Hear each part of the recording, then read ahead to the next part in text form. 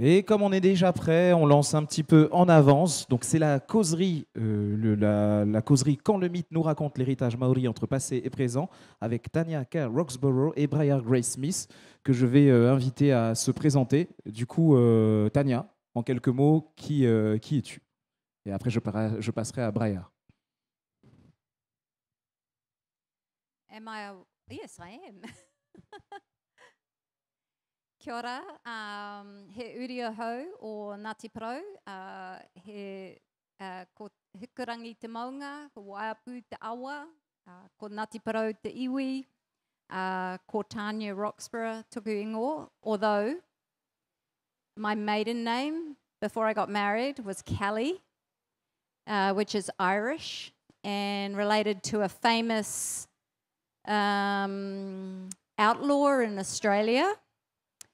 But his uncle, my ancestor, came to New Zealand and fought in the Taranaki Wars on behalf of the Crown. So I have both my Maori side and my colonizer side. In a small town in Taranaki, there is a street named after him. It is called Kelly Street. I am a teacher, student. I'm doing my PhD, which I like to say because it makes me sound like I'm flash and bright. My study is in helping English teachers imbue their teaching of Shakespeare with Maori knowledge. I'm a mama. My 2 daughters are here and my son-in-law. Yeah, that's me.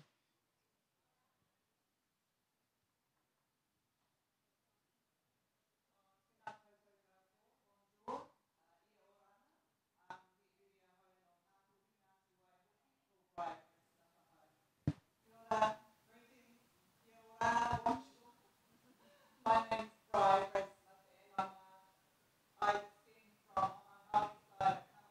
I come from the far north of the North Island, two islands, probably known. So my people come from up the top, and we live very close to the water. So, and it's a subtropical place. So when I come here, it's funny. I'm reminded of home,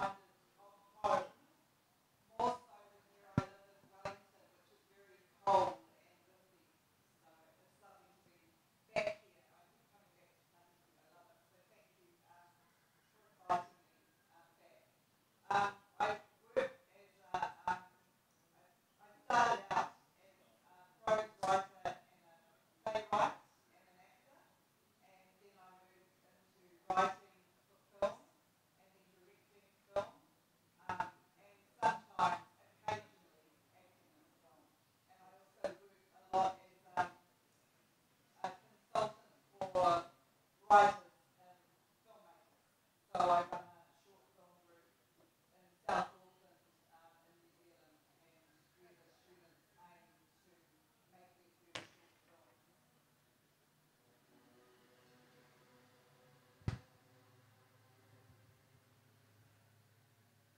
La question va peut-être sembler un peu oratoire. Attendez, je vais attendre que... La question va sembler peut-être un petit peu oratoire, mais du coup, quand vous vous êtes mis à l'écriture, est-ce que ça coulait de source que, la mythologie maori allait servir d'essence à ce que vous alliez créer?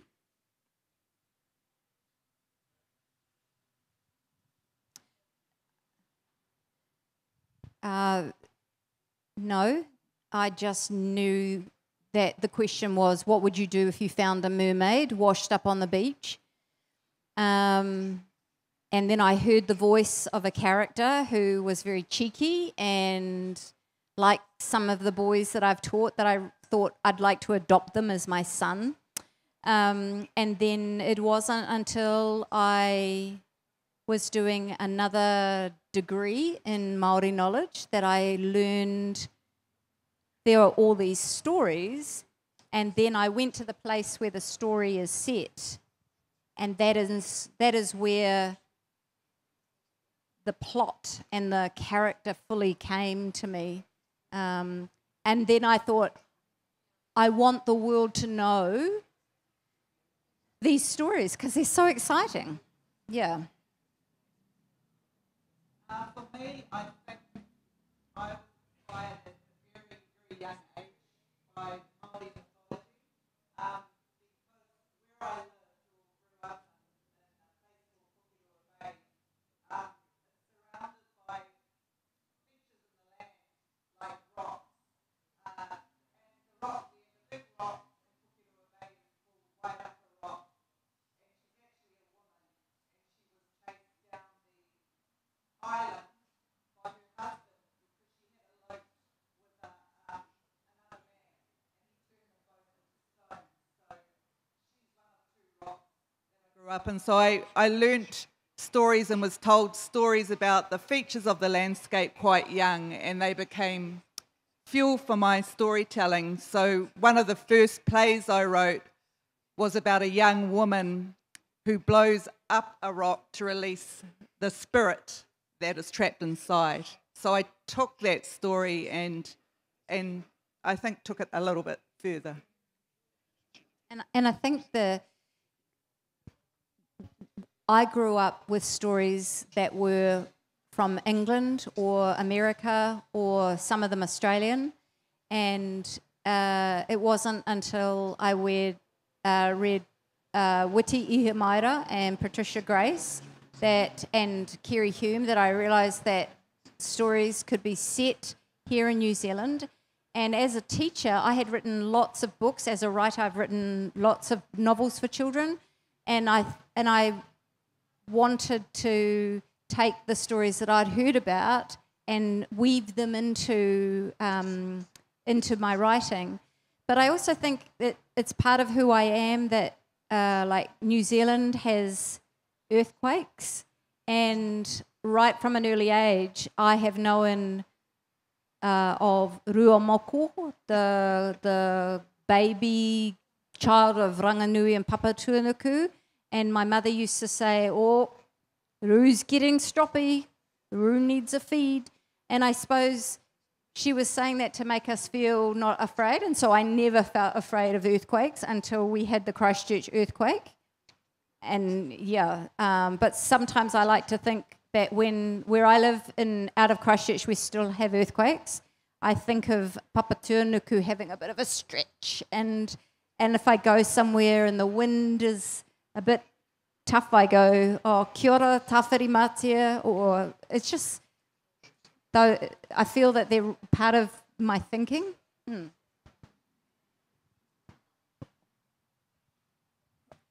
Tu nous disais tout à l'heure, Tania, que l'histoire, tu as utilisé une formule qui est intéressante. Tu disais que l'histoire est venue à toi, en fait. Est-ce que en restant dans cette spiritualité, tu as l'impression que le fait que l'histoire s'est construite autour de la mythologie maori, est-ce que tu es, d'une certaine manière, tu t'es sentie un peu messagère et porteuse de messages vis-à-vis de tes ancêtres et des dieux, les tipuna, tu en parlais tout à l'heure, par le biais de ton histoire? Et est-ce que tu ressens la même chose de ton côté, Briar, avec ta propre expérience? I might cry when I tell you this. So I grew up knowing my iwi, but not knowing who my tipuna, my ancestor, like the name of the marae, and I have been searching for ages. And a number of years ago, I had a DNA test in the hope that one day I might find the connection. So I went to Gisborne, to Tolaga Bay. That story came to me. It was incredible. But I didn't know anything except that that was my iwi. And at the beginning of last year, a DNA result popped up, and I found my family, and my ancestor is Hoane Kahaki no Tiki Tiki, which is just up from Tolaga Bay. So it feels to me that story was given to me. So I think the other day, last week, I went to Tolaga Bay and I was near Uawa, the river, and I know that he swam in that river, he swam in that sea, and this was the area that these people came from. So it can't be a coincidence that I wrote a story set in a place that I had never been. I go once, I get the story, it's a success, and then I find out that I'm connected. I think it's meant to be. I think maybe subconsciously I tune into the old stories or the mythologies that have some personal connection to my life or my family's life. So I'm also a weaver, so I weave, we call it harakeke, like the bags, flax. So I come here and I get lots of weaving to take home. And we weave panels for our meeting houses, our marae. And so I remember one day weaving a tuku panel. So they're the woven panels, the decorations that go inside the meeting house. And I learnt that the panel I was weaving was pura whetū. And pura whetū are the sparkling stars in the night sky, and they all represent the souls of the ancestors or the family that have passed on and they watch over us. And so I started thinking about my mother's story. She lost a child before I was born, and he was 2. And she never forgave herself because he drowned and he was being babysat. So she never forgave herself for, I'm going to cry too. Aren't we all good? She never forgave herself for not being there for him. And I was the youngest I've got 5 older brothers, so I was the youngest child. And I was the only one that really knew her grief and that she had never let him go. And so I told a story about a panel that is being woven, and as the panel is woven, the story of a child who dies is told on stage.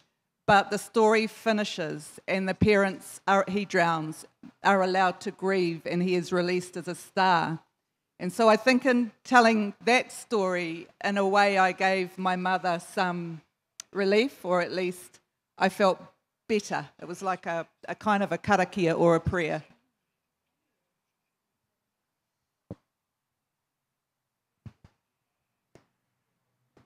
Alors, le but initial n'était pas de vous émouvoir toutes les deux.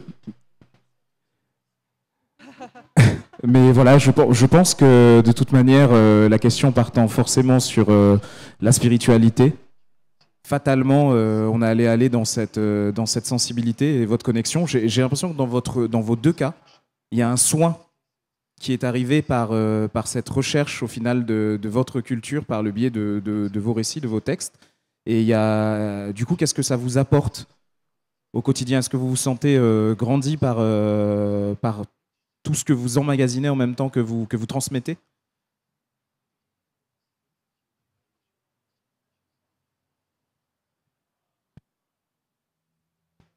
For me, definitely. I mean, I carry I'm quite an elemental person, so I'm not religious in terms of it, of being, the church, for example, but I do see power in the elements, the wind and the rain and the earth and the sky, and I walk a lot and I feel those things, and I believe that kind of energy or power, really an understanding or closeness to those worlds or realms, the world of the gods, is infused in what I choose to write about, if that makes sense.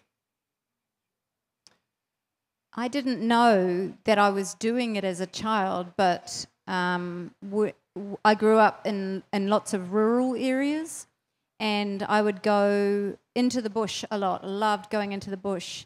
And we have a native bird,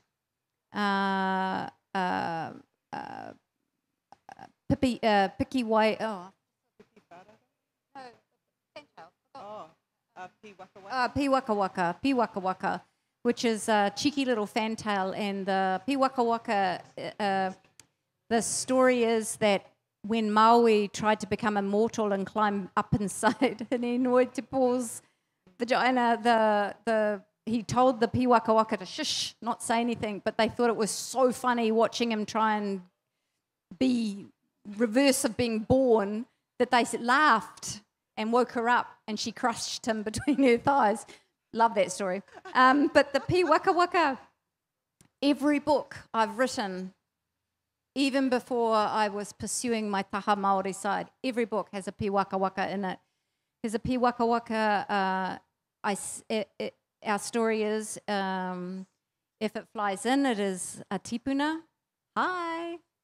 If it flies in and lands, that's a tohu, a sign that somebody will pass on.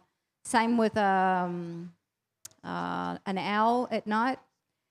So I have all these stories of warnings, like things that are tapu, things that are sacred to do and not do.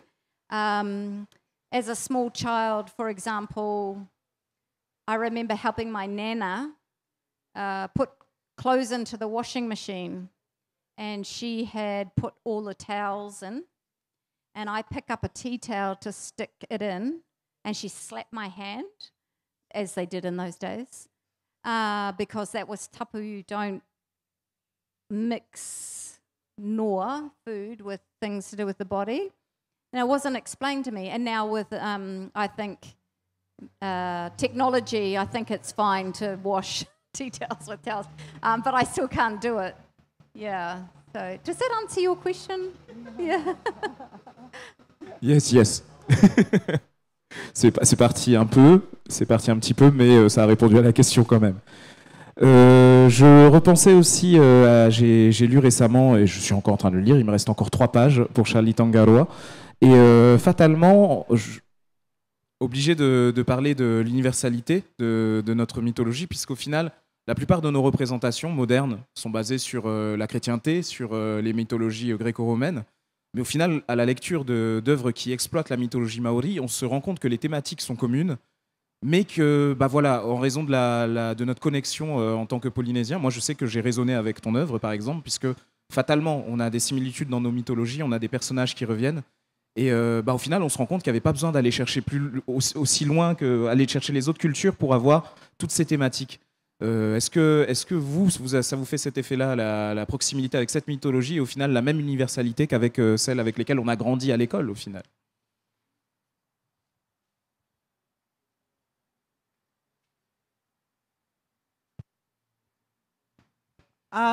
Yeah, there is really, we have many universal stories, I think. I'm thinking of Maui.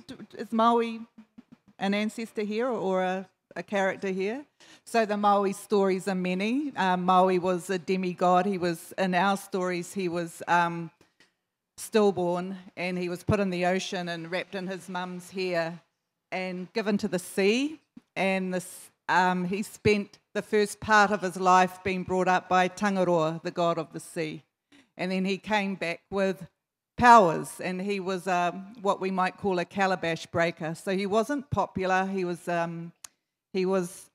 His brothers, he had 4 brothers, were very jealous of him, and he wasn't a conventional thinker. But within that story, it really, to me, or the stories of Maui, it talks about the importance of, I guess, daring to be different. So in all of those stories, if you dig deep enough, they're not just as they seem. There will be a lesson or something for you to hold on to. So within my work, sometimes I'm inspired by an old story or a myth, but if you were to see the work or to read the work, you wouldn't, it's not a literal translation. I'm inspired by something that it's telling me. And those are really universal concepts that those old stories hold. And I think also we try to push back against the Disney-fiation of, if that's the word, of the story. So as much as I love Moana, Maui is not our Maui, because Maui was the Pōtiki, the youngest, and he was skinny, and there's an idea that the Pōtiki is a bit of a troublemaker, is a calabash basher. I'm sure he has ADHD. But the thing that I love about his persona is everything he does, as though, even though it can seem like it's cheeky, is actually for the betterment of others. So there is a story of how Maui got the fire, and he went and tricked his grandmother, who, I've forgotten her name, Mahuika. Mahuika had, her children were her fingernails, and she gave them to Maui because he wasn't content with somebody else just giving him the flame. He wanted to learn how to make the fire himself. And the story is quite complicated what happens, but he basically deliberately puts out all the flames until the last one, and she throws it into one of the wood that is a really good burning wood. But it means that now we can make fire. So even though he's at first characterised as a pain in the backside, he's actually, his curiosity is there because he wants to make it better for others. And I think, and back to your question before, in terms of how it guides my life, is we have a saying, it's been misused, but I'll give the gesture, you know, he aha te mea nui o te ao. What is the most important thing in the world?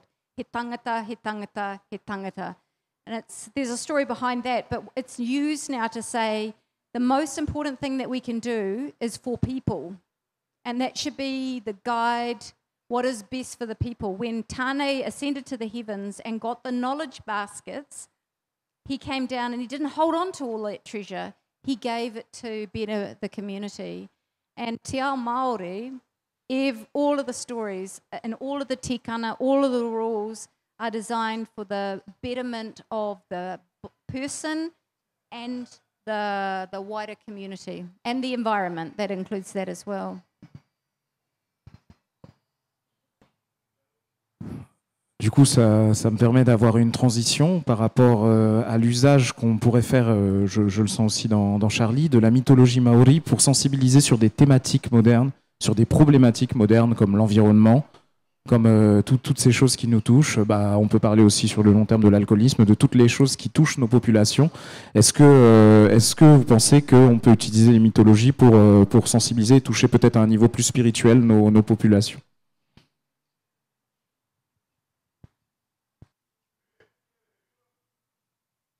I think all of our answers to our society's problems can be, this is me arrogantly saying this, but can be found in our matauranga, in our knowledge.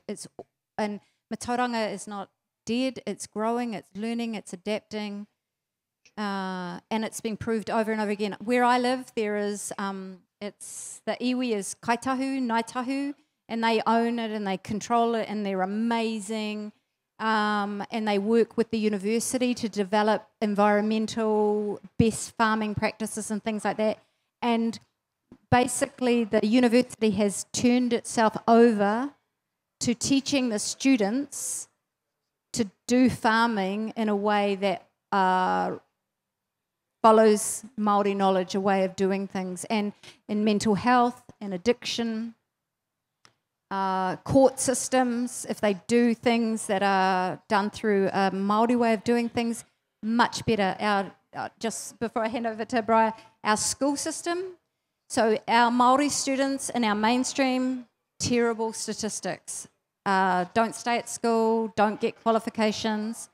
Our Māori students in our full immersion kura kaupapa schools, better than anybody else. Better than mainstream white private schools, better, which really annoys the white private schools, because they do it through the knowledge and understandings of matauranga.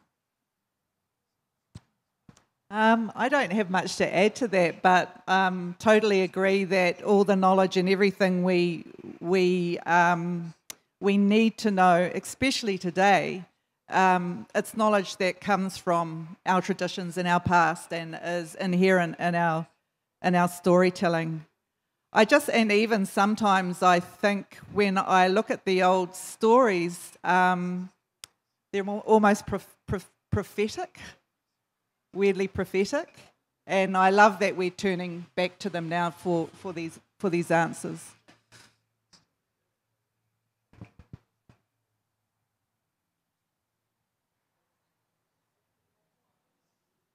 fatalement l'usage de la mythologie maori. Est-ce que au niveau identitaire, est-ce que vous vous êtes senti complété par ce que vous avez découvert en creusant un peu plus autour de ces... est-ce qu'elles se sont... comment je pourrais te redire ça? Ouais, est-ce que vous vous sentez grandi par tout ce que vous avez trouvé à l'issue de toutes les découvertes que vous avez faites en creusant la mythologie maori, en creusant la culture maori, en allant à la recherche de vous-même au final?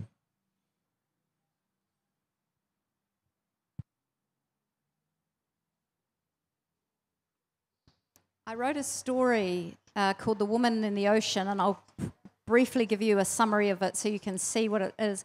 A woman had spent her whole life in the Ngāhere, in the forest, and one day, chasing her dog, she stumbles across a bay and sees all the people that she knows from her village, the shopkeeper, the bus driver, the teacher, swimming in the water. She'd never swum in the water before, and they call her in. And she's a bit afraid, but she goes in and she really likes it. And week after week, she comes back and she swims and she becomes more confident. And then one day, some new people come and they don't stay in the bay. They go straight out into the big ocean. And her friends say, "Come on, let's go." And she goes, "No, I'm too afraid." So they put a life jacket on her and they say, "We'll look after you." And she goes out into the big ocean, but it's not flat. It's stroppy and like it was crossing from Moria to Tahiti yesterday. So really bumpy, and she can't see the bottom, and she's really afraid. And she says to the strong swimmer, "I don't like this." And the strong swimmer says, "I live for this. It is my life to search out the mysteries of this big ocean." And she returns to the shore, and she vows never to go back into the water again. But she misses it after a few weeks, and she comes back into the water in the bay. And afterwards, they have a swim. All of the swimmers are there, and she expresses her regret to the strong swimmers that she probably will never go out into the sea. And they say, "Kei te pai, it's fine.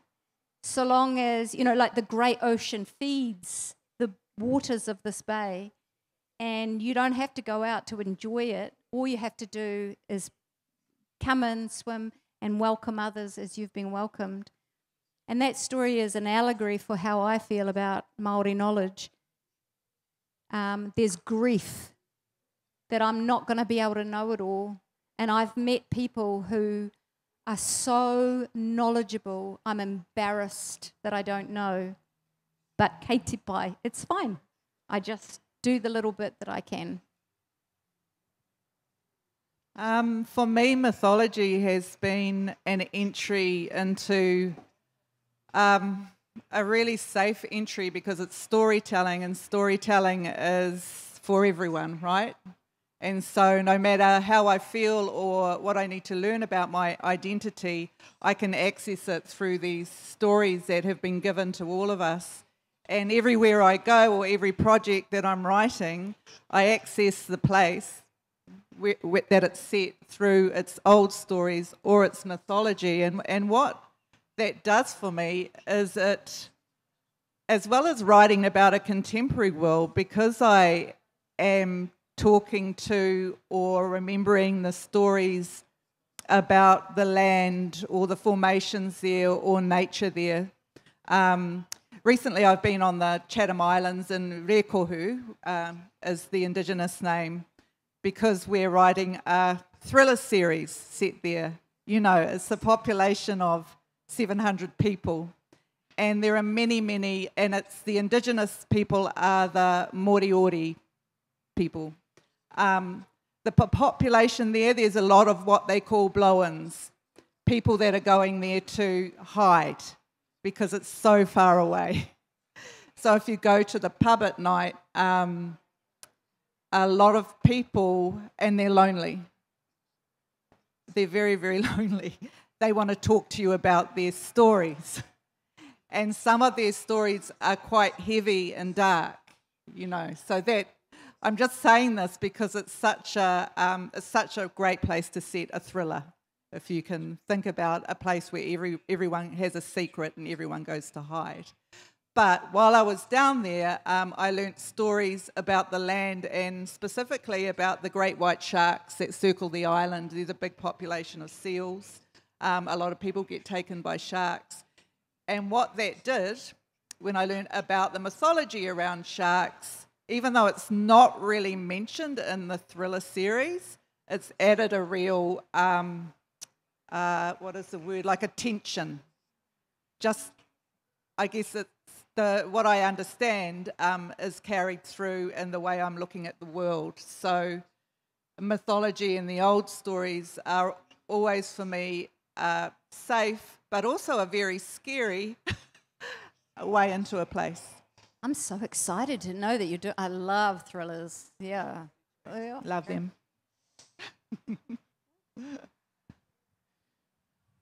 Est-ce que vous voyez aussi votre travail comme un devoir de transmission et de préservation aussi?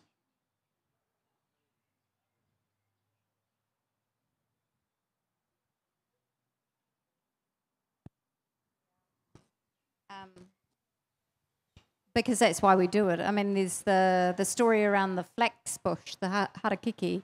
You protect the shoots in the middle, use the outer shoots, the adult shoots, because you want the inner shoot to flourish.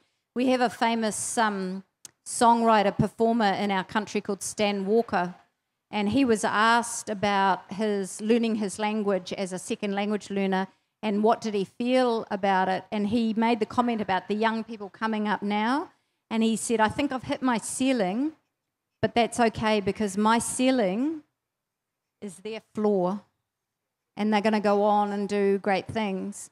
And that's the passing it on. We also have another saying, I am because they were, they are because I am. So that idea of bringing I'm here because of my tipuna, and I'm a tipuna for those who follow behind. Follow in front?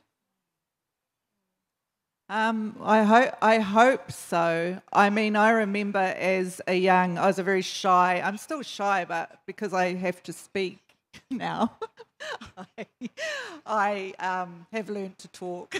But I remember as a young person going for the first time to, it was called the Maori Artists and Writers Convention. It was way back, and I would have been about 14. And I listened to then writers like famous Patricia Grace Reid and other Maori authors telling their stories. And I remember then thinking that they're writing about things, particularly Patricia. Her first book was a book called Mutu Whenua, which is about a young bicultural woman kind of caught between asking questions about her identity. I remember reading that and thinking for the first time that perhaps I might have stories to tell as well. So it's so important, that validation that books can give you, the validation about yourself. When you find those connections in characters or stories, sometimes you know that feeling, you just go, oh, and you just keep reading, but particularly when you're young. So I hope that my work in some way affects the generations coming through in the same way that writers like Patricia and Witi Ihamaida influenced me.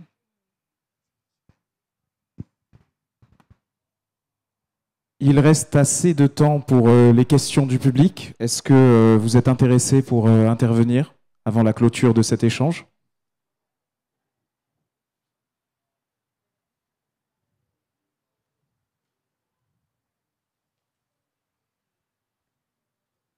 Talking about mythology, you have the logos of the myth, the discourse on myths, and the discourse on past fundamental stories help people to identify themselves through cultural events, moral advice, and a genuine language like the real Tahiti, Maori, or Papua.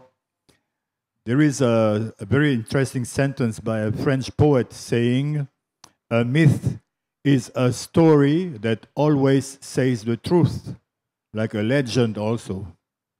It's interesting to think about that. Thank you. Est-ce qu'il y a...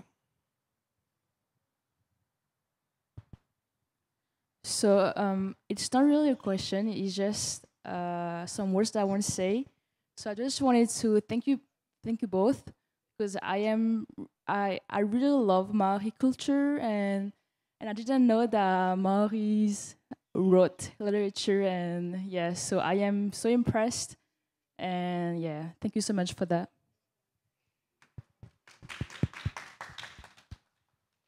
Est-ce qu'il y a encore une question, une intervention? Bien sûr, à chaque fois, je vous invite pour les questions, mais vous pouvez très bien faire des témoignages aussi.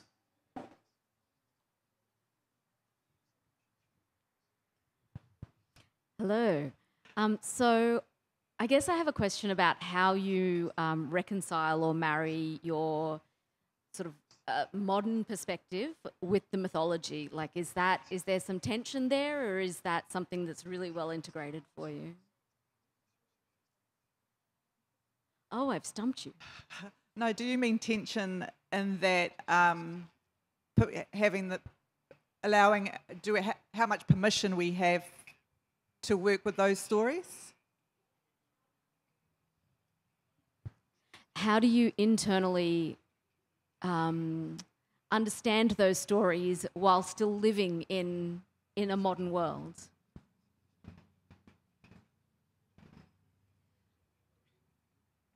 Well, I'm a Christian, and I feel embarrassed saying that because of things that are done in the name of Christ. But I mean, I totally am comfortable with the stories of the Old Testament, knowing that they're stories.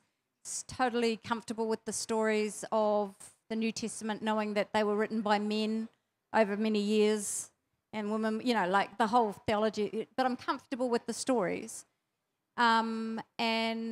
But like I said to you before, when it comes to what we call data sovereignty, who owns the knowledge?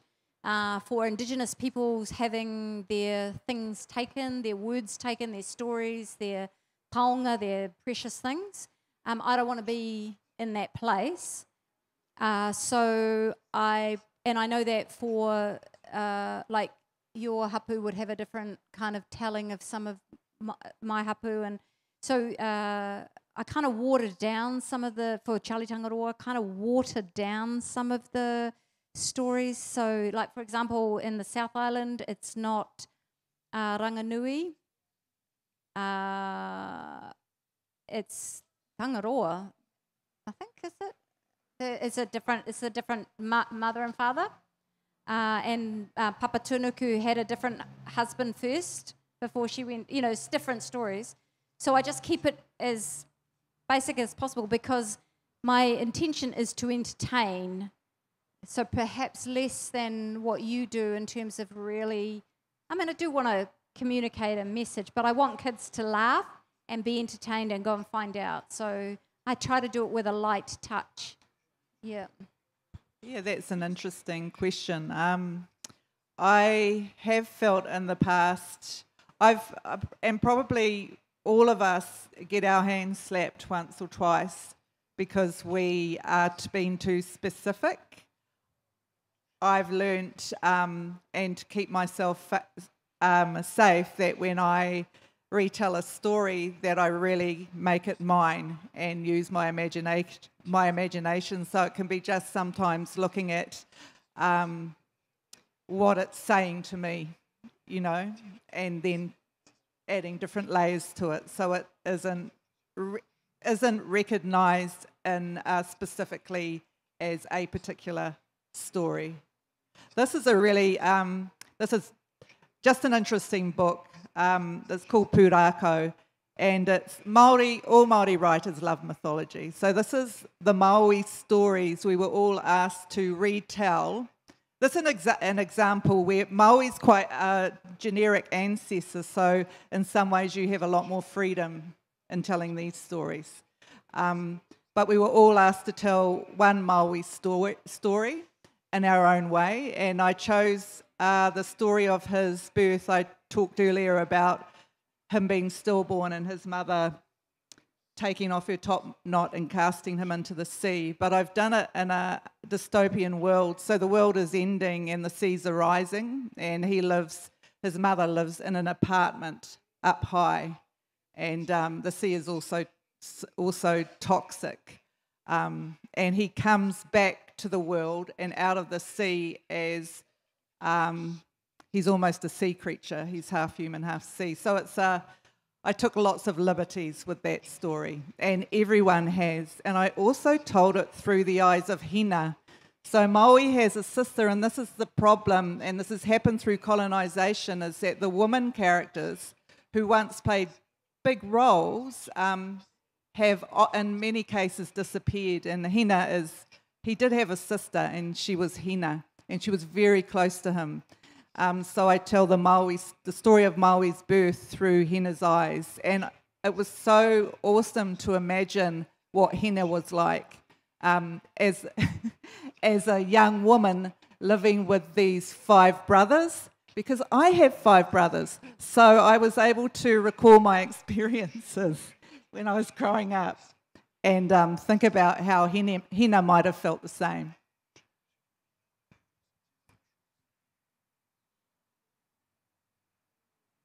Est-ce que vous avez encore une dernière question? Je peux encore en prendre une ou une dernière intervention.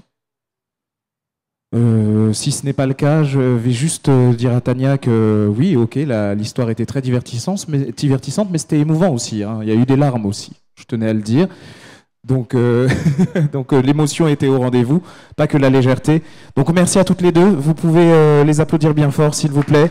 Briar et Tania qui ont pris la parole. C'est un exemple à suivre, nous aussi, pour paver le parcours d'histoire de chez nous, puisque voilà, au final, ça résonne aussi avec nous. Donc merci à toutes les deux d'avoir ouvert la voie. Et voilà, on clôture ce petit échange comme ça. Merci tout le monde. Et la prochaine programmation, ce sera encore une causerie avec cette fois-ci la révolution numérique dans le monde de l'édition.